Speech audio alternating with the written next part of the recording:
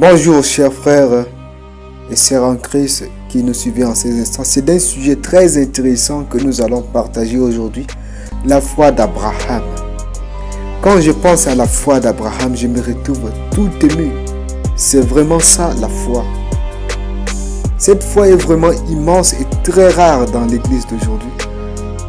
Genèse 22:10. Puis Abraham étendit la main et prit le couteau pour égorger son fils. Ce fils qui est précisé ici est un fils que nous savons tous qu'il est unique et trouvé dans des conditions très spéciales.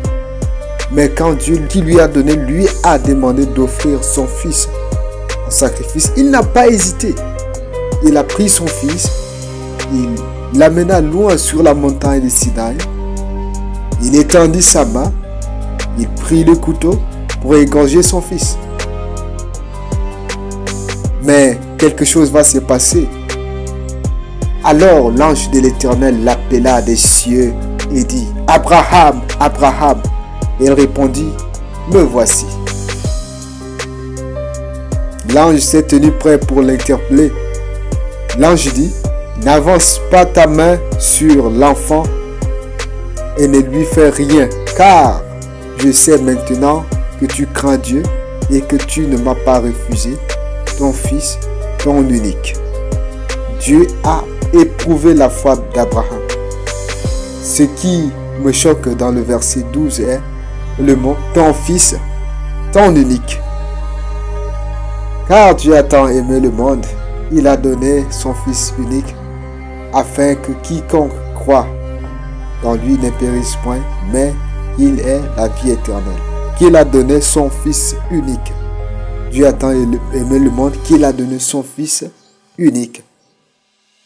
Son fils unique. Je me demande, est-ce que c'est à cause de la foi d'Abraham que Dieu a envoyé son fils, son unique? En voyant encore la suite, dans Genèse 22, 15 à 17, l'ange de l'Éternel appela une seconde fois Abraham des cieux et dit: Je le jure par moi-même, parole de l'Éternel, parce que tu as fait cela et que tu n'as pas refusé ton fils, ton unique. Qu'est-ce qui va se passer? Je te bénirai et je multiplierai ta postérité comme les étoiles du ciel et comme le sable qui est sur le bord de la mer, et ta postérité possédera la porte de ses ennemis. Waouh! Et ce n'est pas tout. Toutes les nations de la terre seront bénies en ta postérité parce que tu as obéi à ma voix. Toutes les nations de la terre. Toutes les nations de la terre. Vous voyez ça avec moi? Vous voyez avec moi? Je n'ai pas encore vu une bénédiction relative à cette promesse, sinon la seule bénédiction dont toutes les nations ont reçu relativement à la promesse faite à Abraham depuis plusieurs millénaires est celle qui a marqué le monde entier depuis plus de 2000 ans, la naissance d'un sauveur.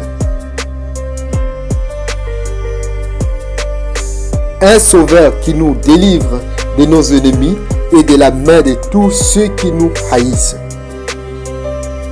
Selon le serment par lequel il avait juré à Abraham notre père. C'est qu'aujourd'hui, dans la ville de David, il vous est né un sauveur, qui est le Christ, le Seigneur. Elle enfantera un fils, et tu lui donneras le nom de Jésus. C'est lui qui sauvera son peuple de ses péchés.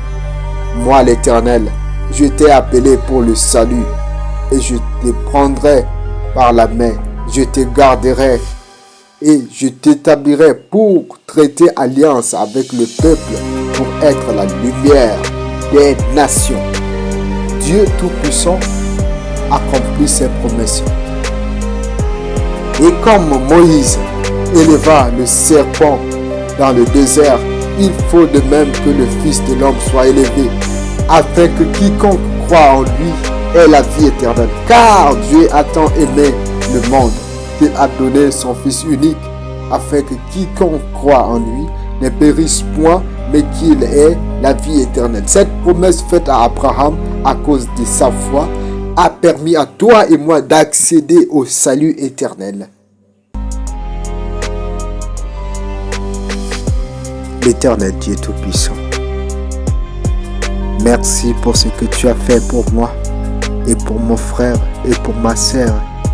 Tu nous as envoyé ton Fils unique pour nous sauver, pour que si nous croyons en lui, que nous puissions avoir la vie éternelle. Seigneur, nous avons besoin, Seigneur, que tu nous enseignes ta parole, parce que la foi vient de ce qu'on entend. La foi est déterminée en fonction de notre connaissance de ta parole. Plus nous connaîtrons ta parole, plus notre foi sera ferme. Dieu Tout-Puissant, nous avons besoin que tu nous donnes la compréhension profonde sur ta relation avec Abraham et sur la foi qu'Abraham avait en toi, Dieu, afin que, Seigneur, nous aujourd'hui également nous puissions avoir cette même foi, Seigneur. Et cela sera pour l'accomplissement de ton œuvre, de la mission que tu nous as envoyée ici sur terre. Révèle-nous, Seigneur, notre objectif ici sur terre, Seigneur, afin que nous ne puissions pas être simplement focalisés sur les diplômes, sur les papiers, courir derrière les papiers, courir derrière l'argent, courir derrière ceci, cela, les biens de ce monde, mais que nous puissions aspirer aux choses de Dieu, que nous puissions aspirer aux choses spirituelles et que ta force nous conduise et que ta puissance vienne, que ton règne vienne, Seigneur, à jamais. Gloire à toi, nous te rendons grâce au nom de Jésus-Christ. Amen.